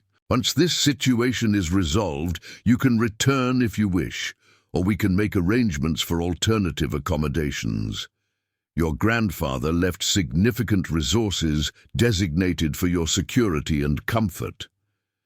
Grayson hesitated, then added, He really did think of everything, Ms. Reeves, including the possibility that you might want nothing to do with his legacy. The helicopter touched down on a landing pad surrounded by nondescript buildings. Military personnel approached with a small transport vehicle. Fort Leonard Wood is just our transition point, Grayson explained as they disembarked. We'll process. Here then move to a more comfortable long-term facility. Lily awoke as they transferred to the vehicle. Mom, are we at an army base? Cool. Emma managed a smile. Yes, sweetie. We're going to be staying somewhere special for a little while. Like a vacation? Lily asked, watching the soldiers with fascination. Something like that. Emma met Grayson's eyes over her daughter's head. How long is a little while? That depends partly on you, he replied cryptically. Harold left contingency, plans for various scenarios, including one where you take control of the operation yourself. Emma thought of the tablet with its communication app and financial records, the ledger documenting decades of intelligence work, the safe with its secrets still secure beneath her grandfather's farm. She thought of the 17 people still, receiving support through the North Star Humanitarian Foundation, people who had risked everything based on promises made to them. I need to understand everything before I make any decisions, she said finally. My daughter's safety and future come first. Of course, we wouldn't expect anything less. Grayson gestured toward a modern building set apart from the others. That's our immediate destination. Secure quarters with all amenities. You'll be comfortable there while we brief you fully. The vehicle stopped outside the building, which resembled an upscale hotel more than a military facility. As they entered the lobby, Emma was struck by the contrast between the ordinary-looking interior and the extraordinary circumstances that had brought them here. A woman in business attire approached. Ms. Reeves, welcome. I'm Dr. Elaine Winters. I've been asked to help get you and your daughter settled. She smiled warmly at Lily. And you must be Lily. We have a room set up just for you with books and art supplies. Would you like to see it? Lily looked to Emma for permission. When she nodded, Lily took Dr. Winters' outstretched hand. We'll be right up the hall, Grayson. assured Emma as they watched Lily being led away. "There's someone waiting to speak with you, someone who can answer most of your questions." "Who?" Emma asked, suddenly apprehensive. "Harold's old partner. The man you know as Peril." Emma's breath caught. "But my grandfather said he died 3 years ago." Grayson's expression remained neutral. "Harold believed that. Most people still do. It was a necessary deception at the time. He led her down a hallway to a conference room with reinforced doors and no windows, a secure briefing space. Inside, an elderly man sat at the table, his thin frame belying the alert intelligence in his eyes. He rose slowly as they entered. "Ms. Reeves," he said, voice gravelly with age but strong. "I'm Harry Pearson. Your grandfather was the finest man I ever knew." "You're supposed to be dead," Emma replied, unsure whether to feel relieved or betrayed. Pearson smiled sadly. "To the world at large I am. My death was arranged when certain parties became too interested in my continuing relationship with Harold. We thought it safer for him if our connection appeared severed." "He mourned you," Emma said sharply. "He kept your operations going because he made you a promise. And I've been working behind the scenes to support him ever since. Harold's belief in my death was his protection. He couldn't reveal what he didn't know." Pearson gestured to a chair. "Please sit. We have much to discuss, including the contents of that safe beneath the well." Emma remained standing. "You know what's in it?" "I placed those items there myself, with Harold's help. Documents that could topple governments if released improperly, evidence of operations no administration would ever acknowledge, and most importantly, information that protects the 17 individuals still receiving support through our foundation." "If it's so important, why didn't you retrieve it after my grandfather died?" "Because the moment we moved those materials, certain monitoring systems would have detected the activity. Your inheritance of the farm provided a perfect cover for eventual extraction.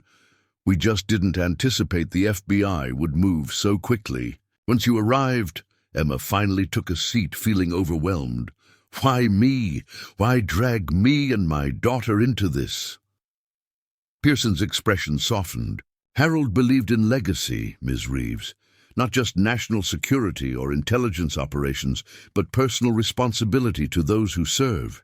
He saw in you the same qualities that made him exceptional: integrity, resourcefulness, and loyalty. He wanted to offer you a choice, not an obligation." "Some choice," Emma said bitterly. "My home has been invaded. I've been extracted by military helicopter, and now I'm in a secure facility with a man who's supposed to be dead, discussing secrets that could apparently topple governments." "You can walk away," Pearson said simply.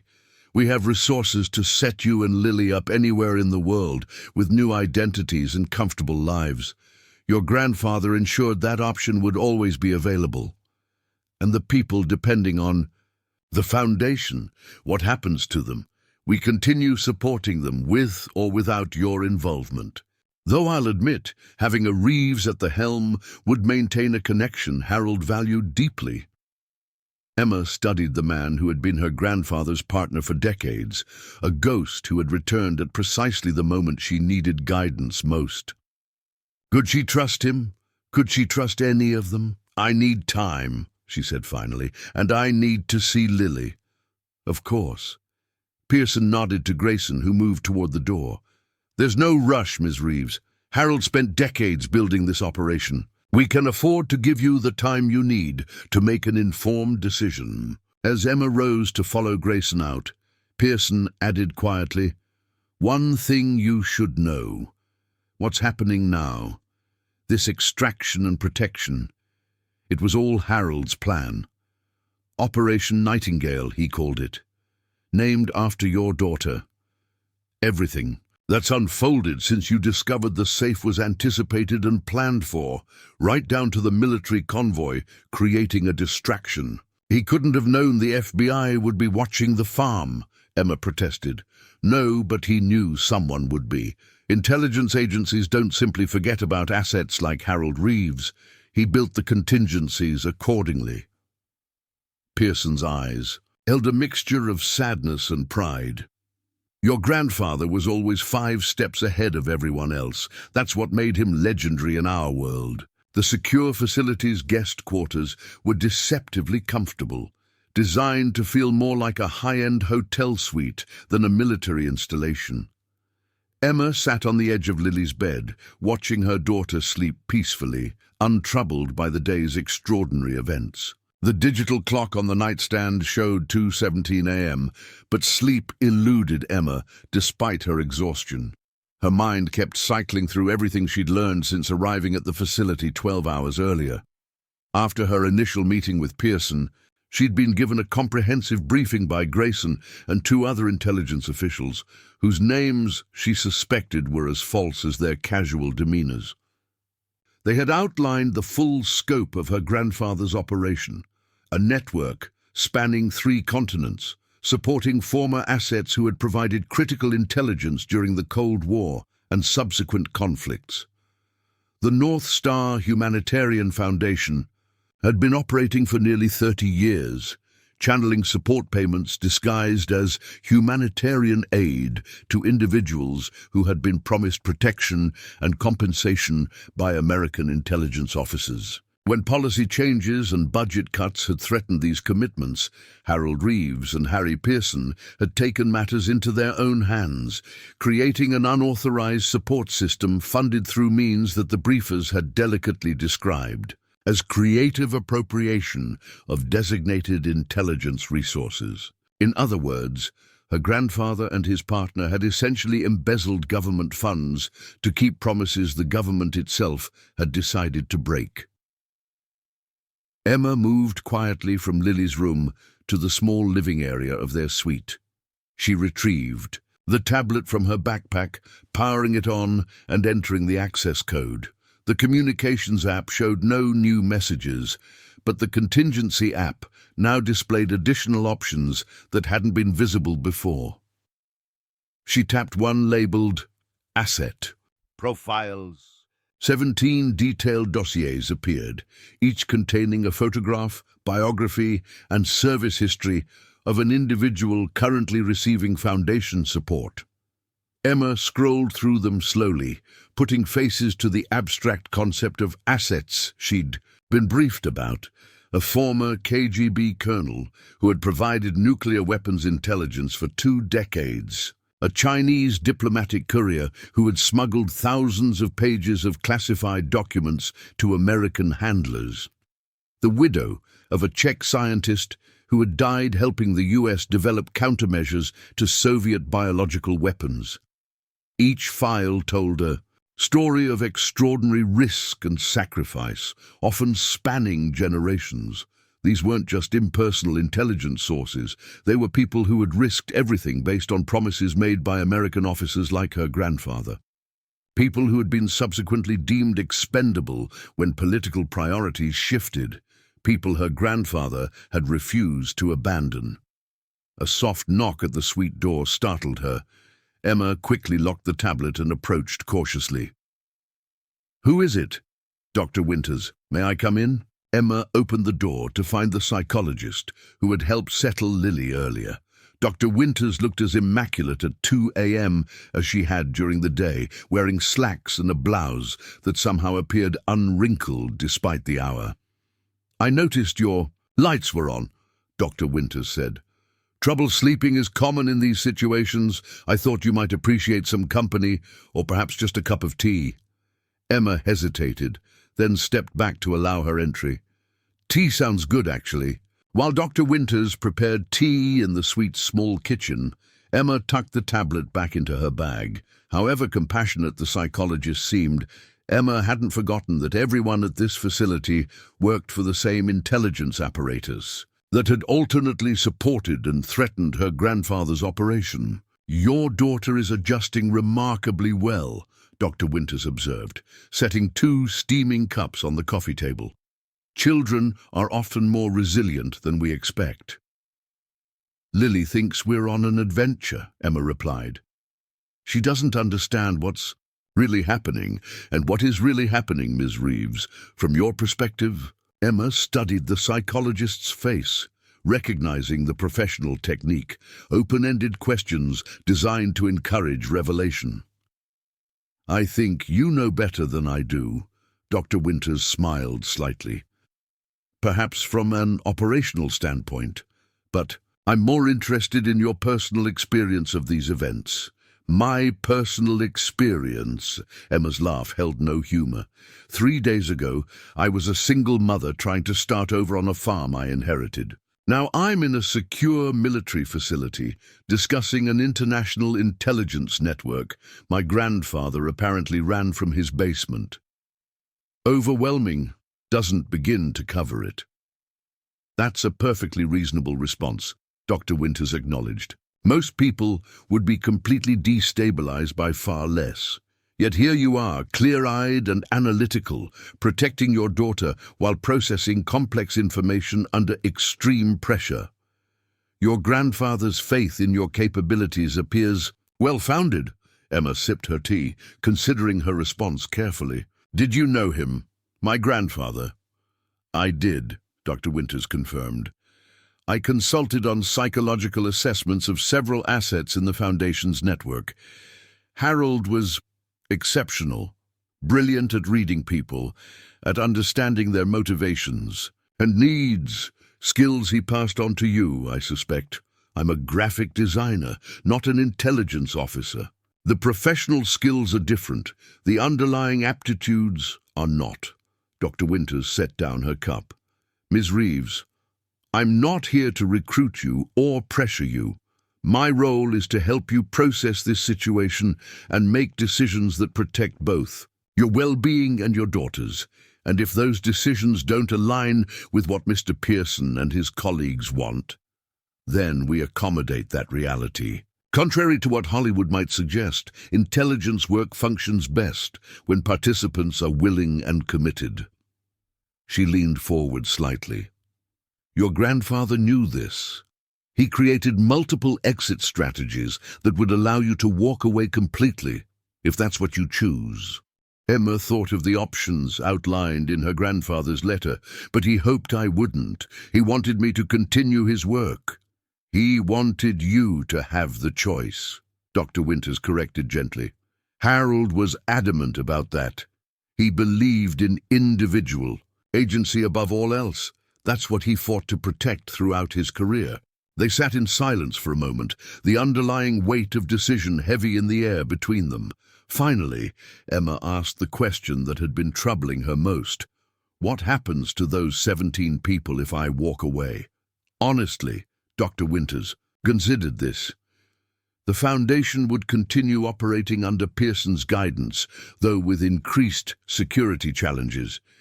Your involvement provides certain legal advantages. Because I inherited the farm legitimately, Emma realized, I have a civilian identity and backstory that no one questions. I'm not connected to intelligence services. Precisely. You represent a firewall between covert operations and legitimate business, exactly what the Foundation needs to continue functioning effectively. Dr. Winters paused. But that doesn't mean you're obligated to take on this responsibility.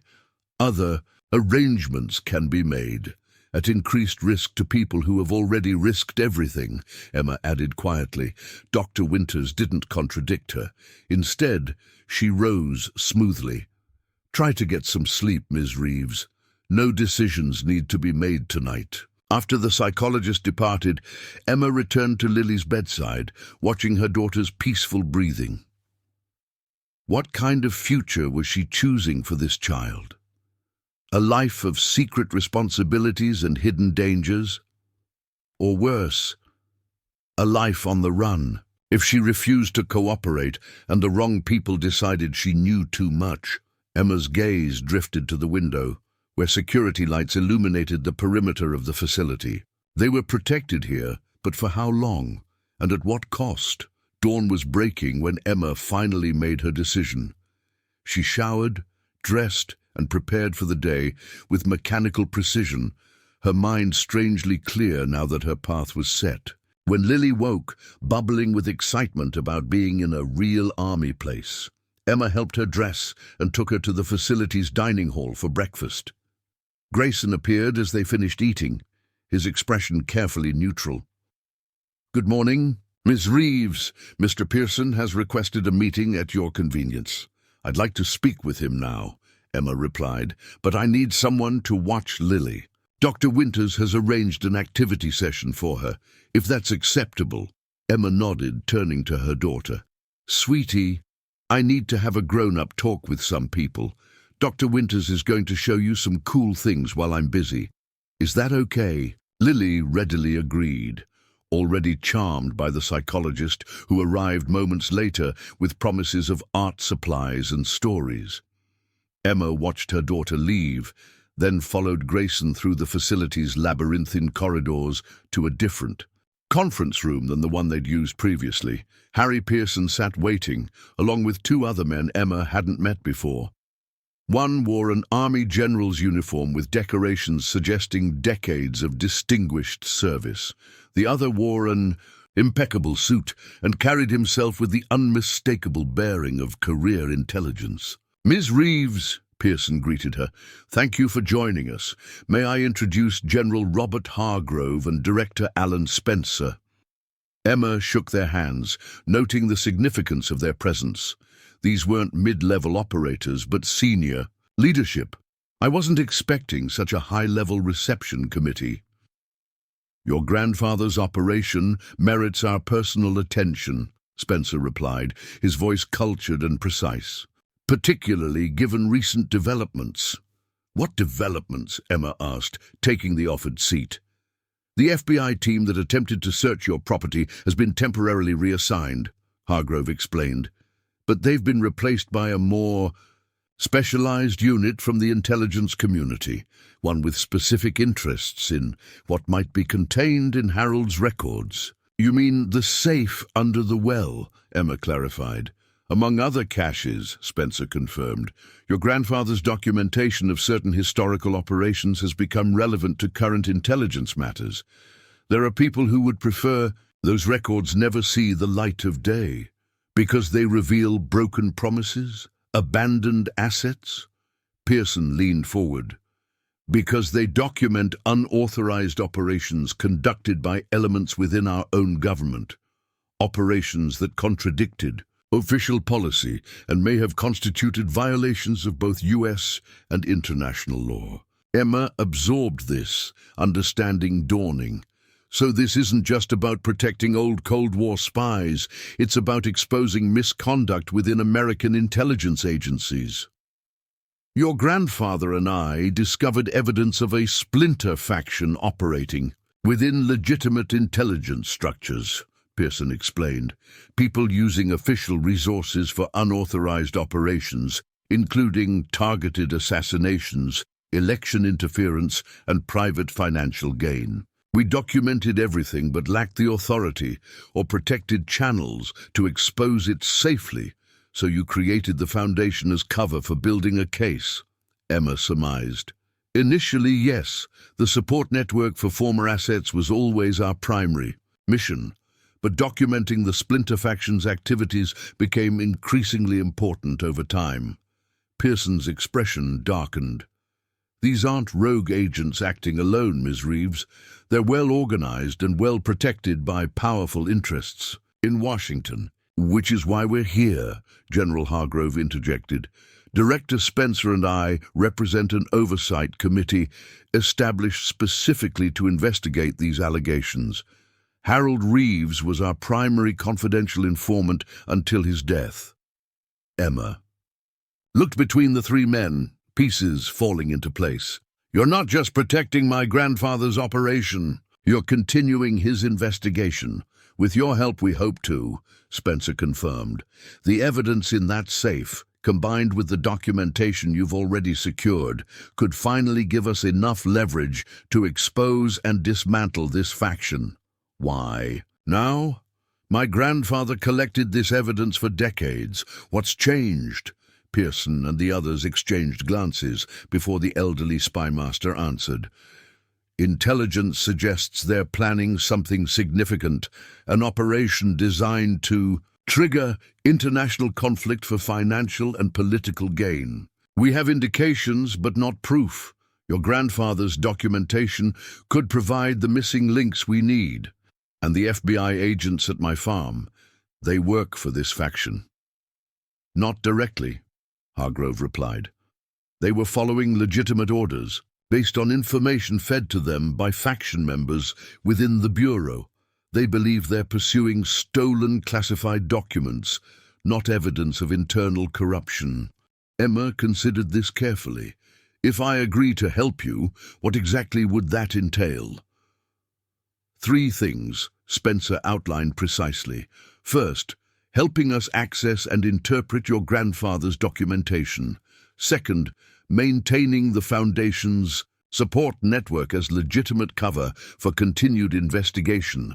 Third, potentially serving as a public witness when the time comes to bring formal charges. That third item would mean exposing myself and Lily to significant risk, Emma observed. Yes, Pearson acknowledged without hesitation, though we would implement every possible protection protocol. And if I refuse? We'd establish new identities for you and your daughter, Hargrove responded. Comfortable lives somewhere secure, with no connection to these matters. While you find another way to access my grandfather's records, Emma added knowingly. We would attempt to, Spencer confirmed, but without your cooperation, our chances of success, and of stopping whatever the faction is planning, decrease. Significantly, Emma stood, walking to the window that overlooked the facility's grounds. Armored vehicles and uniformed personnel moved with purpose below, a visible reminder of the power these men commanded. Yet they needed her help. Her grandfather had ensured that by making her the gatekeeper to his secrets. I want certain guarantees, she said finally, turning back to face them, written and witnessed by multiple parties. What guarantees? Spencer asked cautiously. First, regardless of the outcome, the Foundation continues supporting all 17 assets for their lifetimes with provisions for their families if applicable. Emma's voice was steady, her terms non-negotiable. Second, Lily remains completely insulated from these matters, including a trust fund for her education and security, held by an independent third party that none of you control. Pearson nodded approvingly. Your grandfather would expect nothing less. What else? Third, I maintain operational control of the Foundation. I decide how it functions and who it supports going forward. You get access to the evidence you need for your investigation, but the humanitarian mission remains mine to direct. The 3 men exchanged glances, having a silent conversation through subtle expressions and slight nods. Finally, Spencer spoke. These terms are acceptable, with one condition. All new Foundation initiatives must be vetted through appropriate security protocols to ensure they don't inadvertently compromise ongoing operations. Agreed, Emma said, as long as those protocols are transparent and subject to neutral third-party verification. You drive a hard bargain, Ms. Reeves, Hargrove observed with grudging respect.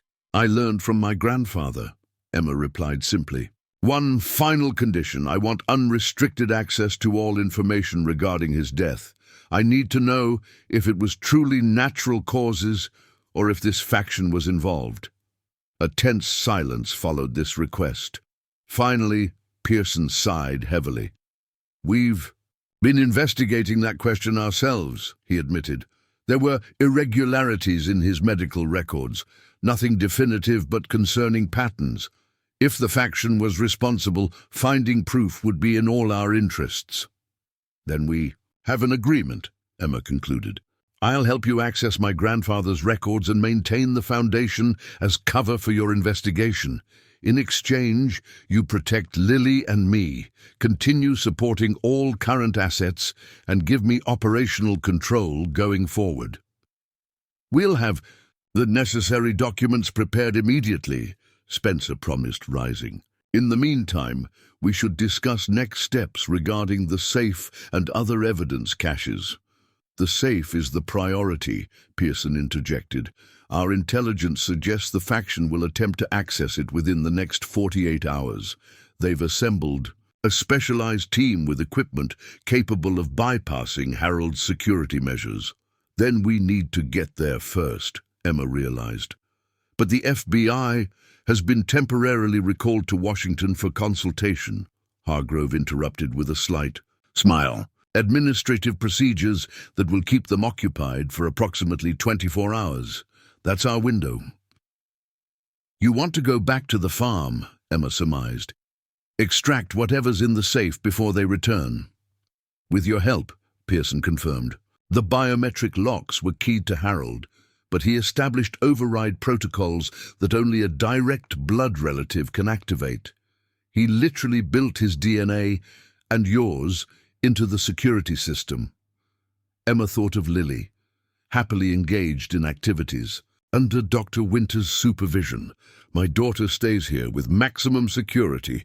Absolutely, all three men agreed simultaneously, and after we secure the contents of the safe, we analyze the evidence, identify the faction members, and move to neutralize their current operation, Spencer explained.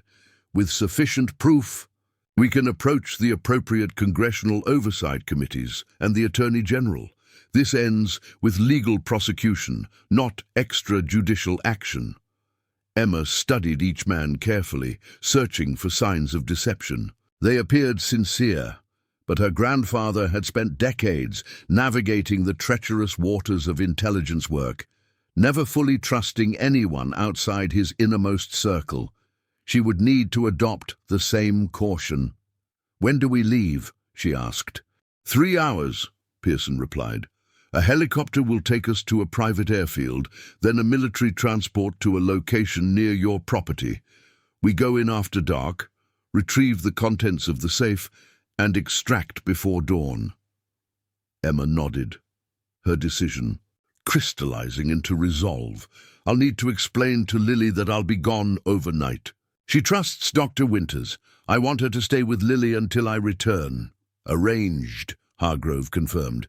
Dr. Winters has the highest security clearance and extensive experience with families in sensitive situations. As the meeting concluded and plans were finalized, Emma felt a strange sense of her grandfather's presence, as if he were watching her follow the path he had carefully laid out years before she ever suspected its existence.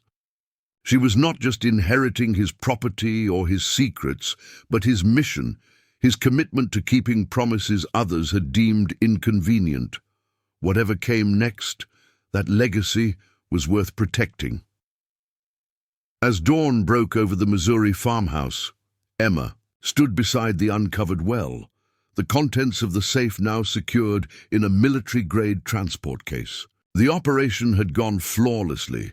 Her DNA override had worked exactly as her grandfather had designed, revealing decades of meticulously documented evidence that would soon bring down a corrupt faction within America's own intelligence community. Ready to go? Pearson asked, checking his watch. We have 20 minutes before our extraction team arrives. Almost, Emma replied, gazing at the farmhouse that had briefly been her home. There's something I need to do first. She walked to the porch and ran her fingers along the weathered railing. This place represented her grandfather's legacy, not just the covert operations or classified secrets, but the values he'd upheld when others abandoned them. Integrity, loyalty, keeping promises. 3 months later, the farmhouse had been transformed. The well chamber was now a secure communications hub, linking Emma to the 17 assets she'd promised to protect. The hidden bunker in the eastern woods served as her office for running the foundation, which had expanded its humanitarian work while continuing to provide cover for intelligence operations. And on the porch, Lily played happily, adapting to country life with the resilience of childhood. unaware that her mother now balanced raising her with directing a clandestine international network from their seemingly ordinary Missouri farm. Emma had discovered what her grandfather knew all along.